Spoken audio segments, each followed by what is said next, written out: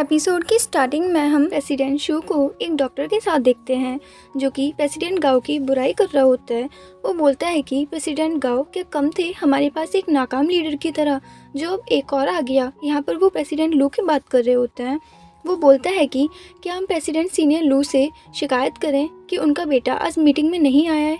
तो यहाँ पे प्रेसिडेंट शू उसे मना करते हैं। तो वो डॉक्टर बोलता है कि उसने फाइनेंस की पढ़ाई की है, फाइनेंस की पढ़ाई हॉस्पिटल में काम नहीं आने वाली। वो डॉक्टर यहाँ पर बोलता है कि प्रेसिडेंट लू की जगह पर आपको होना चाहिए था। तो यहाँ पर प्रेसिडेंट शू बोलते हैं कि उसने फाइनेंस की डिग्री ली है जो कि हॉस्पिटल चलाने में काम नहीं आती। तभी वो डॉक्टर बोलता है कि हाँ, पर अगर वो यहाँ पर आते रहेंगे तो वो आपके लिए प्रॉब्लम खड़ी करते रहेंगे। तभी प्रेसिडेंट शू बोलते हैं कि उसने फाइनेंस की डिग्री ली है और वो यहाँ पे ज़्यादा दिन नहीं टिक पाएगा। अगर उसे यहाँ पे शांति से रहना है तो उसे ध्यान रखना होगा कि मुझसे उलझे ना। नेक्स्ट सीन में हम देखते हैं ओल्ड लेडी वहाँ से जा रही होती हैं तो शीलन उनसे बोलती है कि ध्यान रखिएगा। देन यहाँ पर हम देखते हैं कि लू बेचारा शांत बैठा होता है क्योंकि ओल्ड लेडी ने उसे वाइन सेलर जो बता दिया था और सब लोग उसे गलत समझ रहे थे। देन हम देखते हैं कि सब लोग यहाँ पर खाना खा रहे होते हैं। तभी डेप्यूटी डायरेक्टर शीलान से बोलते हैं कि कम से कम उसे तो बुला लो। तो शीलान यहाँ पर बोलती है कि हमने कोई होटल नहीं खोल रखी है। तो डेप्यूटी डायरेक्टर यहाँ पे उसे समझाते हैं कि अभी लैंडस्लाइड की वजह से रास्ते भी ब्लॉक हो गए हैं, सिग्नल भी नहीं है और यहाँ पर आसपास कोई होटल भी नहीं है, तो ऐसे में उसे भूखा तो मत रखो। देन डायरेक्टर मैडम उसको आवाज़ देती हैं कि आके लंच कर लो। तभी शीलान उनसे बोलती है कि मैं उसे बुला कर लाती हूँ। तो तभी वो उसके पास जाती है और उससे बोलती है कि सच सच बताओ, तुम आंशिक हॉस्पिटल के प्रेसिडेंट हो। तो फिर वो बोलती है कि तुम झूठ बोल रहे हो। तो वो बोलती है कि तुम्हें पता है मुझे ये कैसे पता है। तो वो उसे बताती है कि वो आंशिक हॉस्पिटल में बच्चों की डॉक्टर है। तो तभी लू यहाँ पर बोलता है कि क्या तुम बच्चों की डॉक्टर हो। तो वो बोलता है कि तो तुम यहाँ पर क्या कर रही हो। तभी शीलान उससे बोलती है कि तुम तो वहाँ के प्रेसिडेंट हो ना, तो मैं नहीं पता कि मैं यहाँ पर क्या कर रही हूँ। वो उसे बताती है कि आंशिक हॉस्पिटल में एक पब्लिक वेलफेयर प्रोजेक्ट चल रहा है क्योंकि यहाँ आसपास के गांव में ज़्यादातर बुजुर्ग और बच्चे रहते हैं और यहाँ पर डॉक्टर्स एंड हॉस्पिटल्स की कमी है, जिसकी वजह से हमें यहाँ पर भेजा गया है मेडिकल सहायता के लिए। फिर वो उससे बोलती है कि हम दोनों में से कोई एक झूठ तो ज़रूर बोल रहा है और मुझे ये प्रूफ करने की ज़रूरत नहीं है, तुम्हें मानना है तो मानो। तो लू यहाँ पर बोलता है कि हाँ मैं मानता हूँ, मैं झूठ बोल रहा हूँ। तभी शीलान उससे बोलती है कि खुद को झूठा बोलने के बाद भी चेहरे पर थोड़ी भी शर्म नहीं है। लू से बोलता है कि तुमने कहा कि तुम वहाँ पर डॉक्टर हो तो तुम्हें सब पता होगा ना। तो शीलान बोलती है बिल्कुल। तो भी लू बोलता है कि वाकई। तभी शीलान उसे दिखती है और उसे बोलती है कि लंच कर लो। फिर लू यहाँ पर बोलता है कि मैं बचा कुचा नहीं खाता। तो शीलान उसे बोलती है कि अच्छी बात है, फिर भूखे ही रहो। जब शीलान लंच वाली टेबल साफ कर रही होती है तो बोलती है कि एक तो खुलेआम झूठ बोलता है, ऊपर से तेवर दिखा रहा है, अच्छी बात है भूखा ही रहे। फिर उसे किसी चीज़ की स्मेल आती है, तब वो वहाँ पर जाके देखती है तो वहाँ पर लू उसके इंस्टेंट नूडल खा रहा होता है। तो वो उससे बोलती है कि ये आखिरी था, वो भी तुम खा गए। तो वो उससे बोलता है कि मेरे हिसाब में लिख लो।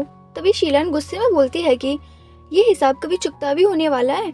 तो लू बोलता है कि बहुत जल्द। शीलान उससे बोलती है कि लो खुद लिख दो। फिर लू उसकी डायरी में जब उधार लिखने जा रहा होता है तभी वो पढ़ता है कि शीलान की डायरी में लिखा होता है कि 5 मार्च को डायरेक्टर हुआंग ने 2 कप कॉफ़ी ली, 66 युआन। तो तभी लू से बोलता है कि अगर मैं गलत नहीं हूँ तो डायरेक्टर हुआंग तुम्हारी लीडर है ना, तो वो भला तुमसे उधार क्यों लेंगे, उनकी सैलरी भी तुमसे ज़्यादा होगी। तो तभी शीलान उनको बताती है कि एक्चुअली बात कुछ और है, उन्हें अपने सीनियर्स का फ़ायदा उठाना बहुत अच्छा लगता है। लू से बोलता है कि तुम आंशिक में ऐसे और भी लीडर्स को जानती हो क्या। तभी शीलान उससे बोलती है उससे तुमको क्या। फिर वो बोलती है रहने दो मत लिखो। तो लू बोलता है कि मैं लिख रहा हूँ उधार अपना। तो फिर वो बोलता है कि एक बॉक्स पूरा इंस्टेंट नूडल्स का। तभी शीलान यहाँ पर बोलती है एक नहीं, मुझे 10 बॉक्स चाहिए। तभी हम देखते हैं कि यहाँ पर डेप्यूटी डायरेक्टर आते हैं और वो बोलते हैं कि इंस्टेंट नूडल कौन खा रहा है, मुझे भी चाहिए। शीलान उनको बताती है कि आखिरी बचा था वो भी ख़त्म हो गया। तभी लू शीलान को अपना उधार दिखाता है और बोलता है कि देखो मैंने एक की जगह 10 इंस्टेंट नूडल के बॉक्स लिखे हैं। तभी डेप्यूटी डायरेक्टर बोलते हैं 10 इंस्टेंट नूडल्स के बॉक्स। तभी वो शीलान से बोलते हैं कि तुम तो कुछ ज़्यादा ही लालची हो गई हो। तभी शीलान उनसे बोलती है कि ये उधार कभी चुकता थोड़ी होने वाला है। डेप्यूटी डायरेक्टर बोलते हैं कि तो लिखने का क्या फ़ायदा। तभी शीलान बोलती है कि यहाँ पहाड़ों पर वैसे भी अब कोई मज़ा नहीं रहा, अब तुम्हारे जैसा ड्रामा किंग आया है हमें एंटरटेन करने। तभी वो उसे बोलती है कि जल्दी खा लो और अपना कचरा भी साफ कर देना और यहाँ से चले जाओ। तभी लू बाहर जाने लगता है तो शीला ने उसको आवाज़ लगाती है, लू जाओसी, मैंने तुम्हें क्लिनिक से बाहर जाने के लिए बोला है। तो तभी डेप्यूटी डायरेक्टर बोलते हैं कि बारिश अभी भी हो रही है, वो कहाँ जाएगा। तो शीलन बोलती है जहाँ जाना है जाए। तो बोलती है कि यहाँ पास में एक और गांव है। डेप्यूटी डायरेक्टर बोलते हैं कि अगर इसने वहाँ पर उन लोगों को ठगा तो। तभी वो बोलते हैं कि ये डायरी में हिसाब लिखने से कुछ नहीं है, इससे अच्छा तुम इससे कुछ काम करवा लो। तभी शीलन हंसती है और उसे अपने साथ एक जगह पर लेकर आती है जहाँ हम देखते हैं कि वो उन्हें मुर्गियों को खाना डालने के लिए बोलती है। तो यहाँ पर लू उन्हें खाना डालता है डरते डरते, और फिर उन्हें खाना डालने के बाद सुकून की सांस लेता है। तभी शीलन उससे बोलती है कि एक काम करने के बाद इतना खुश मत हो, अभी तो बहुत काम है। तो लू बोलता है कि अब कौन सा काम है। तो शीलन बोलती है बहुत सारे। फिर वो उससे बोलती है कि पहले बतख के शेड को साफ करो और फिर गोबर को उठा के पीछे मैदान में डाल दो। तो तभी लू गौर से उधर देखता है। फिर हम देखते हैं कि लू बेचारा वो सारे काम करता है जो कि शीलन ने उससे करने को बोले होते हैं। देखते हैं कि लू बकरियों को खाना खिलाने लाया हुआ होता है तो वो उनसे बोलता है कि बहुत खा लिया, अब चलो भी। पर कोई भी बकरी उसकी एक बात नहीं मानती है। तभी हम देखते हैं कि शीलन वहाँ पर आती है और बकरियों को आवाज़ देती है कि आकर खाना खा लो। तो सारी बकरियाँ उसके एक बार कहने पर खाना खाने के लिए आ जाती हैं। तभी लू भागकर जाता है और यार्ड का दरवाज़ा बंद कर देता है। फिर वो अपना पैर देखता है। फिर शीलन हंसती है और उससे बोलती है कि ये बकरियों की तरफ से अपने लिए गिफ्ट समझो। तभी लू उससे बोलता है कि हंसो मत, मैं तुम्हारे सारे पैसे लौटा दूंगा। फिर नेक्स्ट सीन में हम देखते हैं कि लू director madam and deputy director के साथ चेस खेल रहा होता है और वो काफ़ी खुश होते हैं क्योंकि उनका लू के साथ बॉन्ड बहुत अच्छा हो गया होता है। तभी हम यहाँ पे देखते हैं कि शीला ने यहाँ पर अपने काम की रिपोर्ट बनाकर डायरेक्टर हुआंग को भेज रही होती है। तभी वहाँ पर लू आता है। वो उससे बोलता है कि तुम चाहे मुझसे कुछ भी काम करवा लो पर मैं उस रूम में नहीं सो सकता हूँ। तो शीला ने उससे बोलती है कि तो बकरियों और मुर्गियों के पास जाकर सो जाओ।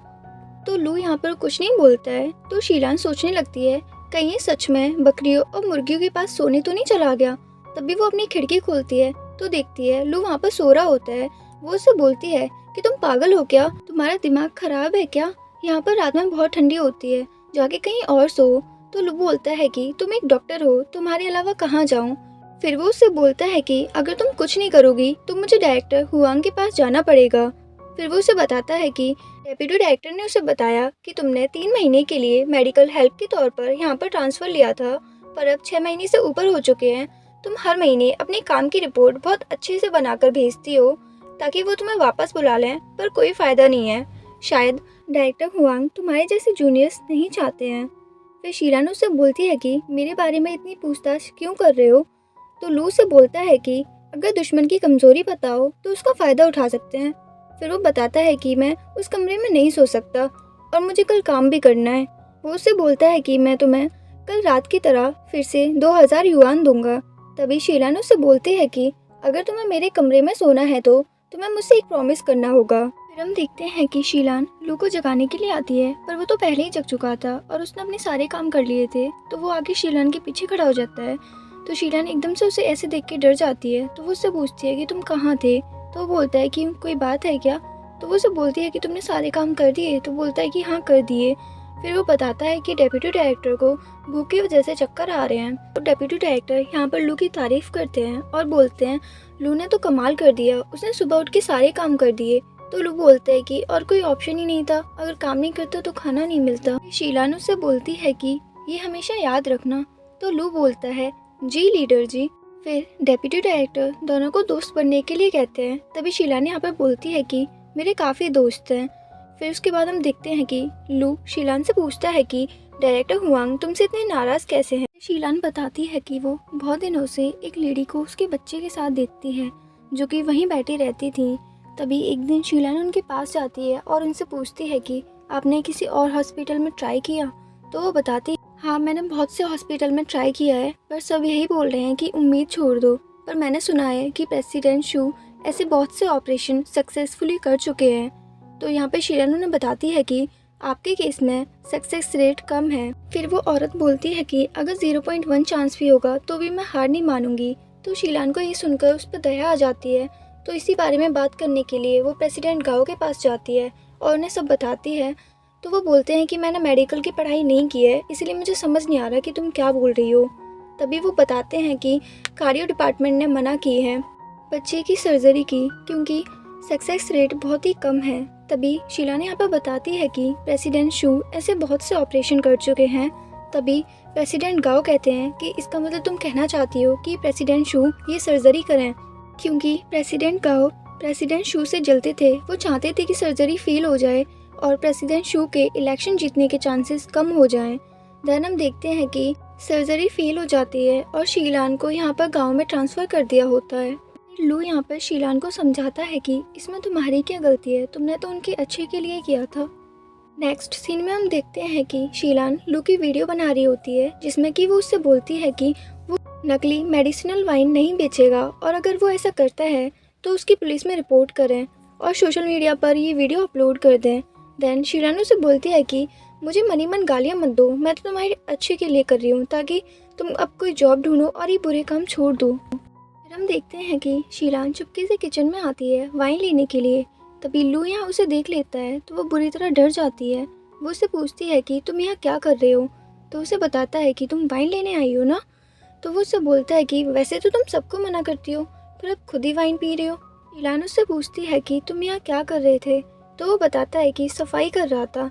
तभी शीलान बोलती है कि मास्क पहनकर छुपकर खड़ा था और नाटक कर रहा है। फिर वो उसे बताता है कि डेप्यूटी डायरेक्टर भी अभी एक वाइन का बोतल लेके गए हैं और उन्होंने बोला कि किसी को ना बताऊं, तुम चाहो तो तुम भी ले सकती हो। और फिर उसे बोलता है कि दरवाज़ा बंद करके जाना। तभी शीलान उससे बोलती है कि तुम कहाँ जा रहे हो। फिर वो उससे बोलती है चलो साथ में ड्रिंक करते हैं। तो दोनों साथ में ड्रिंक करने लगते हैं। फिर शीलान यहाँ पर लू को अपने बारे में सारी बातें बता देती है और साथ ही आंशिक हॉस्पिटल के बारे में जो भी उसके साथ हुआ सब कुछ बता देती है और डायरेक्टर हुआंग के बारे में भी बता देती है कि वो कैसे जूनियर डॉक्टर्स को परेशान करते हैं और हमेशा अपनी तारीफ़ करने के लिए बोलते हैं। फिर हम देखते हैं कि शीलान लू को उसके कमरे में छोड़ने के लिए आती है, क्योंकि दोनों ने बहुत ज़्यादा ड्रिंक कर ली होती है। फिर शीलान उसके लिए हैंगओवर ड्रिंक बनाने जा रही होती है।